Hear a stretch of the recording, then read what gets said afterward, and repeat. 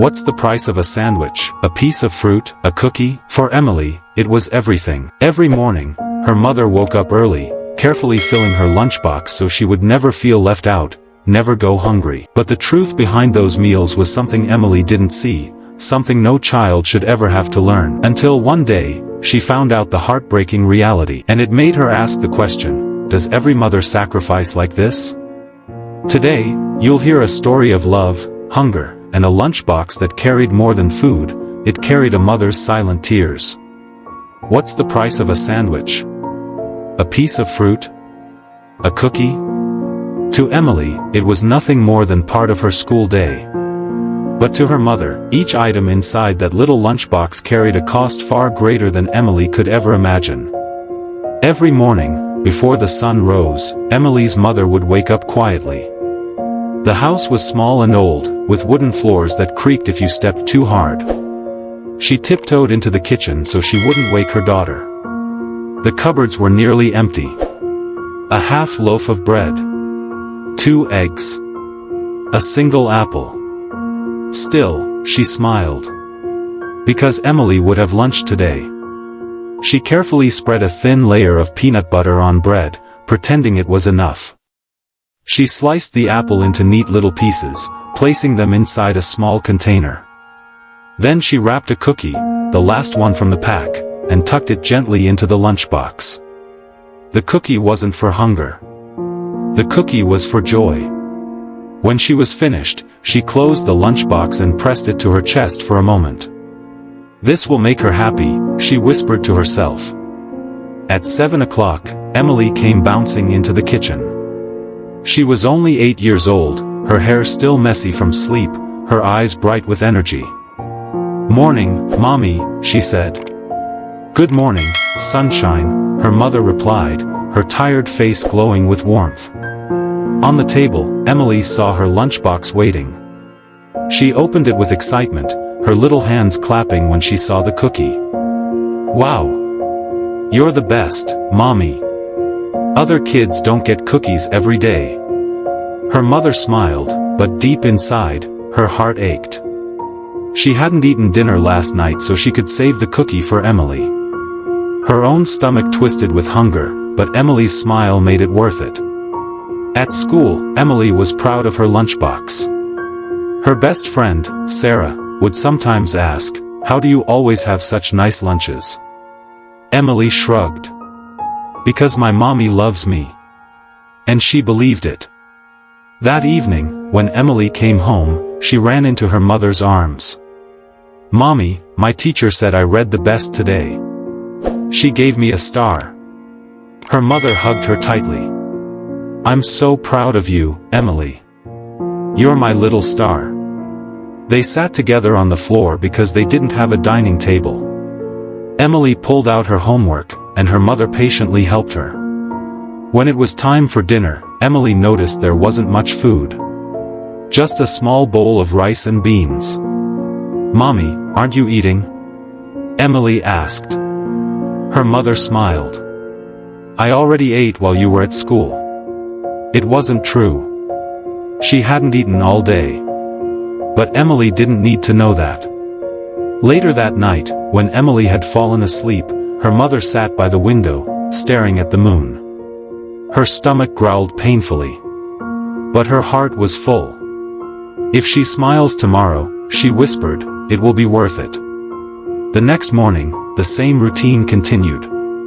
Early rise. Empty cupboards. A quiet kitchen. She managed to pack another small lunch, half a sandwich, a piece of fruit, and half a cookie she had saved. Emily ran out the door, hugging her mother tightly. "Bye, Mommy. Love you." Her mother waved until Emily disappeared down the street, then sat at the table in silence. She pressed her hands to her empty stomach and whispered, "Love you more." But something was beginning to change. At school, Sarah noticed Emily never finished her lunch.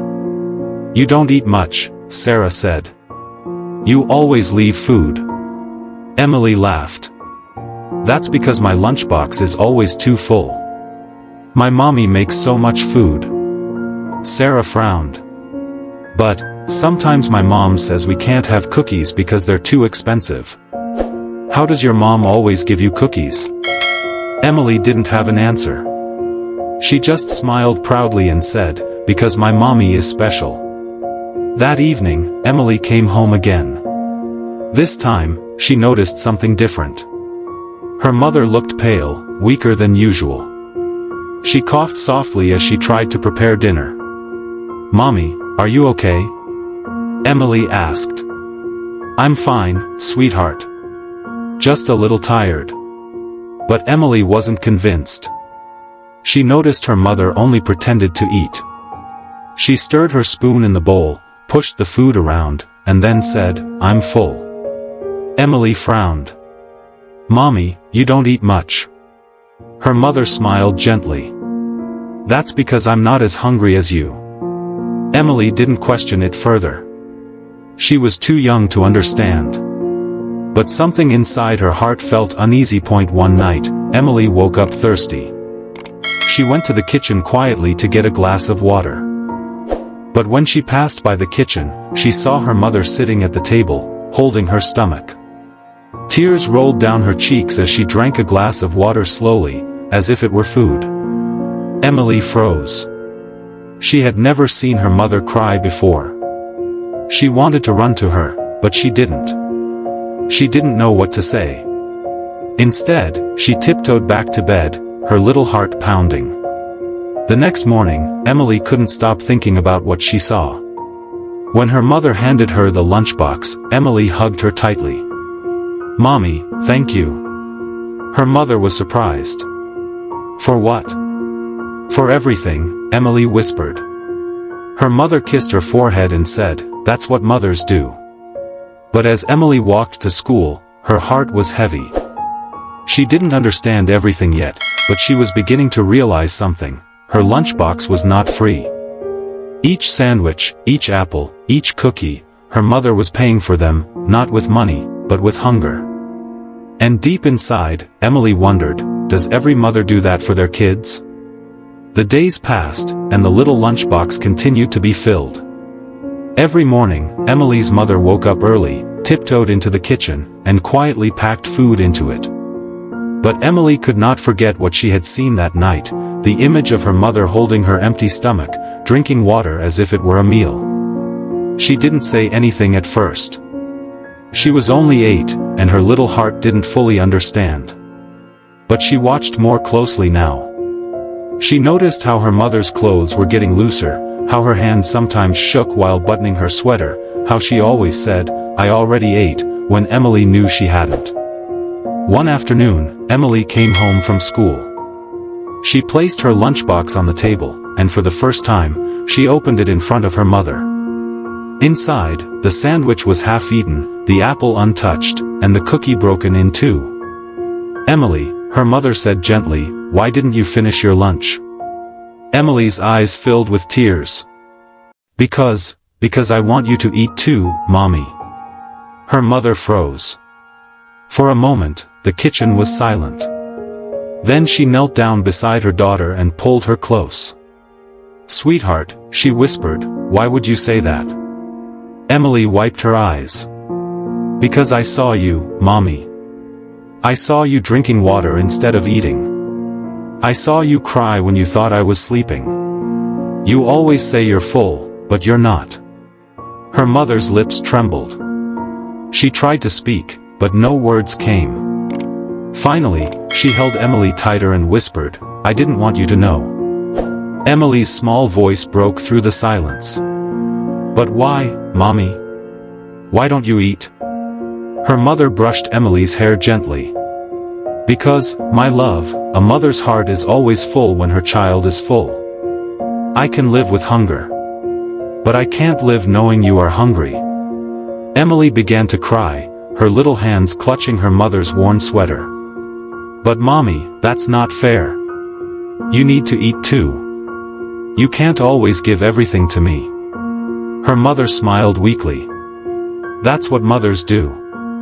We give, even when we have nothing left, because our children are our everything." That night, Emily couldn't sleep. Her mother's words echoed in her mind, That's what mothers do. But Emily knew it couldn't go on like this. The next day at school, she made a quiet decision. At lunch, she ate only half her sandwich and carefully saved the rest. She wrapped the apple pieces in a napkin and placed the cookie back inside the box. When she came home, she handed the lunchbox to her mother. "Here, Mommy. This is for you." Her mother looked surprised. "Emily, this is your lunch." "No," Emily said firmly. "This is our lunch." Her mother's eyes welled up with tears. She wanted to refuse, but Emily pushed the box into her hands. "Please, Mommy. I don't want you to be hungry anymore. We can share." Her mother finally gave in, taking a small bite of the sandwich.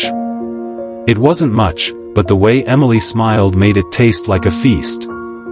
From that day on, things began to change. Every morning, Emily still found her lunchbox waiting on the table, filled with food. But now, every afternoon, Emily brought some of it home, on purpose.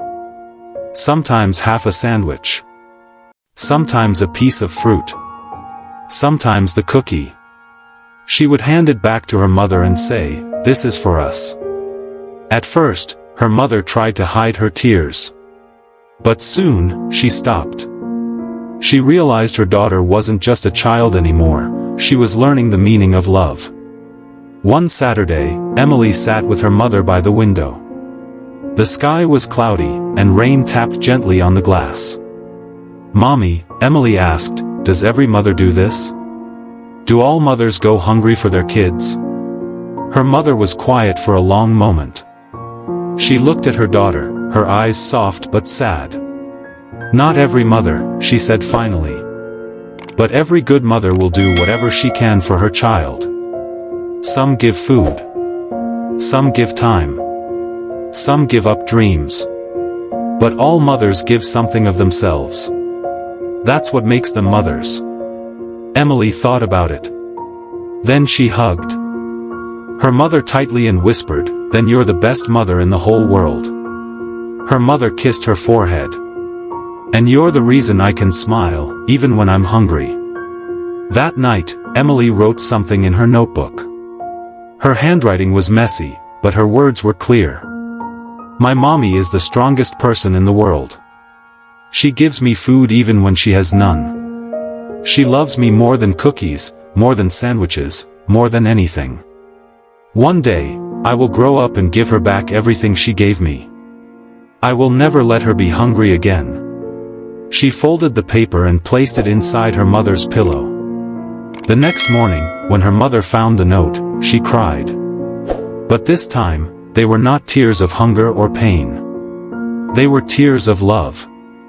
She hugged Emily so tightly and whispered, "You're my little blessing." And from then on, whenever Emily opened her lunchbox, she didn't just see food. She saw her mother's love. A love that was bigger than hunger. A love that no money could ever buy. A love that answered the question forever, does every mother do that for their kids? The answer was simple. Not every mother. But hers did. And that was enough to change Emily's world forever. Moral of the story: a mother's love is the purest form of sacrifice.